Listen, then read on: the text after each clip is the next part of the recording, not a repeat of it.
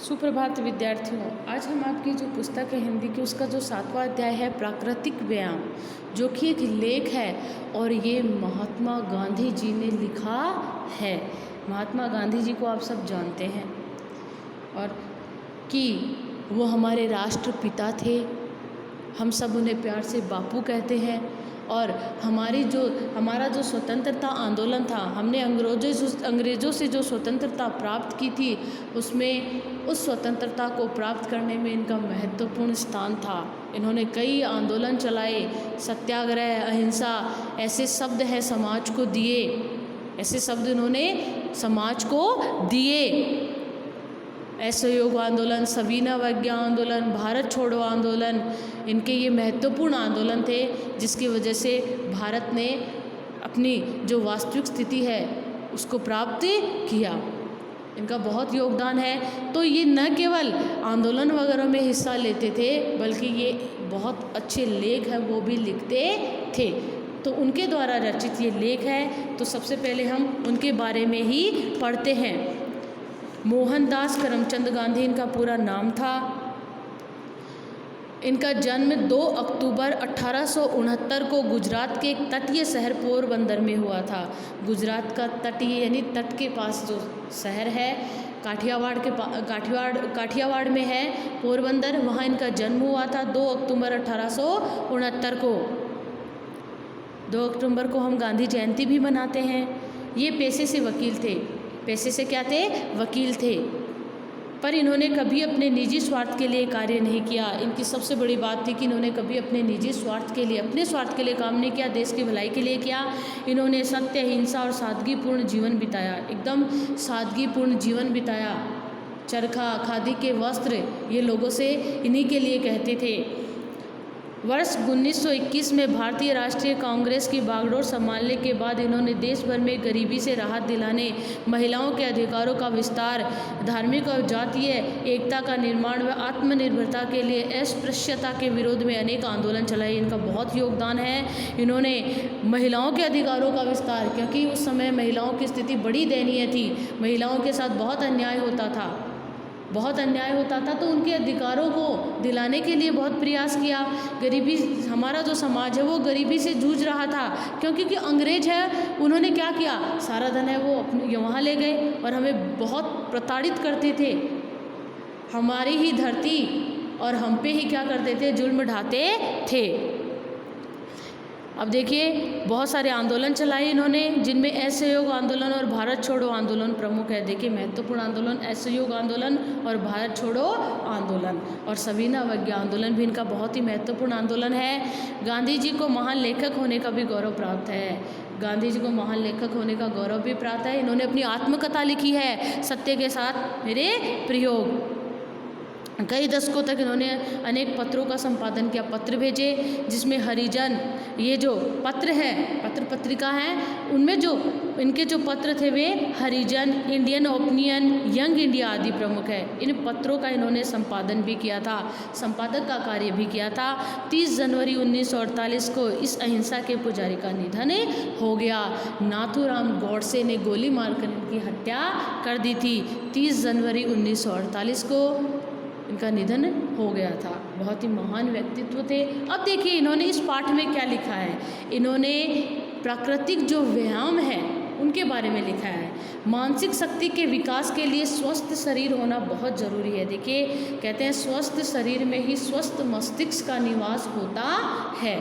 तो शरीर ही स्वस्थ नहीं रहेगा तो मन, मस्तिष्क कैसे स्वस्थ रह सकते हैं। हमारा शरीर स्वस्थ और फुर्तीला तभी रहेगा जब हम शारीरिक मेहनत करेंगे, और शरीर स्वस्थ और फुर्तीला कब रहेगा, जब हम शरीर से क्या करेंगे, मेहनत करेंगे। एक किसान के लिए अपने शरीर को फुर्तीला रखना कोई मुश्किल काम नहीं है, कोई मुश्किल काम नहीं है अपने शरीर को फुर्तीला रखना। केवल मानसिक शक्ति का प्रयोग करने वालों के लिए नियमित रूप से व्यायाम करना जरूरी है, तभी वे स्वस्थ रह सकते हैं।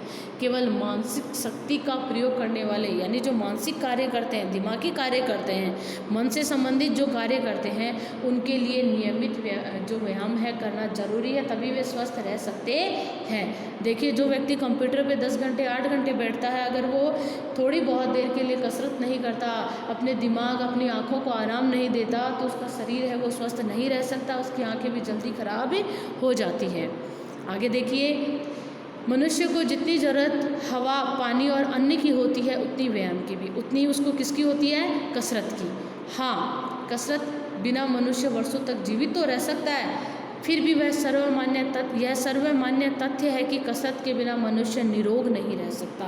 देखिए, हम जीवित रह सकते हैं कसरत के बिना, बिल्कुल, लेकिन यह सर्वमान्य यानी सभी लोगों में माननीय है ये तथ्य, सभी लोग इसको मानते हैं कि बिना कसरत के हमारा जो शरीर है वो निरोगी नहीं रह सकता।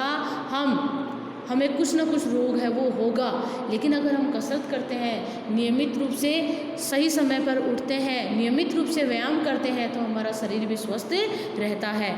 कसरत का अर्थ केवल हॉकी, टेनिस, फुटबॉल, क्रिकेट और घूमना ही नहीं है। ये नहीं है कि हमने हॉकी खेल ली, टेनिस खेल लिया, फुटबॉल खेल ली, क्रिकेट खेल ली और घूम लिए। कसरत का अर्थ है शारीरिक और मानसिक कार्य, ऐसे कार्य जो शरीर से और मन से दोनों से किए जाएं। सिर्फ शारीरिक बाहरी रूप से नहीं कि हमने सिर्फ शरीर को हिला लिया, हमारा मन तो कहीं और है और शरीर से कुछ और कर रहे हैं। जैसे भोजन हाड़ और मांस के लिए ही नहीं, मन के लिए भी आवश्यक होता है, मन भी उससे तृप्त होना चाहिए। वैसे ही कसरत शरीर के लिए ही नहीं, मन के लिए भी होनी चाहिए, और कसरत है वो शरीर के लिए नहीं, मन के लिए होनी चाहिए। शारीरिक कसरत न करने से शरीर रोगी रहता है। अगर हमने शारीरिक रूप से, देखिए, शारीरिक शरीर से संबंधित कसरत है वो नहीं की तो हमारा शरीर रोगी रहता है, और मन की कसरत न होने से वह शिथिल रहता है, एकदम शिथिल रहता है, ढीला ढाला, सुस्त सा। मूर्खता को एक तरह का रोग समझना चाहिए, और मूर्खता एक तरह का रोग होती है, क्योंकि अगर हमने मानसिक रूप से कोई कसरत ही नहीं की है तो हमें इतनी तेज बुद्धि नहीं होगी। देखिए, कहते हैं ना, अभ्यास व्यक्ति से कुछ भी करवा सकता है। जड़मति होता है ना, वो भी सुजान बन जाता है। आपने सुना होगा, करत करत अभ्यास के जड़मति हो तो सुजान, कि बार बार अगर मूर्ख व्यक्ति भी अभ्यास करे तो वो क्या हो सकता है? अच्छे ज्ञान वाला बन सकता है, उसमें ज्ञान आ सकता है। अब देखिए, कोई बड़ा पहलवान कुश्ती जीतने में तो बड़ा प्रवीण होता है, बहुत कुशल होता है, किंतु मन उसका गंवारों का सा होता हो तो उसके लिए निरोग शब्द का प्रयोग करना भूल है, गलती है। लेकिन अगर उसका मन किस प्रकार का है? गंवार जैसा है, उसका मन सही नहीं है, तो उसके लिए हम क्या करेंगे? उसको निरोगी हम नहीं कह सकते, उसको निरोग हमें नहीं कह सकते। अंग्रेजी कहावत है, निरोगी वही मनुष्य है जिसके निरोग शरीर में निरोग मन का वास है। मैंने आपको पहले बताया था कि स्वस्थ शरीर में ही स्वस्थ मस्तिष्क का निवास होता है। ऐसी कसरत कौन सी है? प्रकृति ने तो हमारे लिए ऐसा सुंदर प्रबंध किया है कि तुम सदा कसरत करते रह सकते हो, शांतिपूर्वक विचार करने से मालूम होगा कि दुनिया का बहुत बड़ा भाग खेती पर ही निर्भर करता है। दुनिया का बहुत बड़ा भाग खेती पर निर्भर करता है। भारत की 70% जो आबादी है वो कृषि पर निर्भर करती है, और भारत की नहीं, दुनिया की भी, क्योंकि भारत तो कृषि प्रधान देश है ही है। यहाँ तो कृषि ही हमारी आजीविका का मुख्य साधन है। अब देखिए, किसान के परिवार को खूब कसरत करनी पड़ती है, और किसान के परिवार को बहुत मेहनत करनी पड़ती है। खेती ऐसे नहीं होती, बहुत मेहनत लगती है खेती में।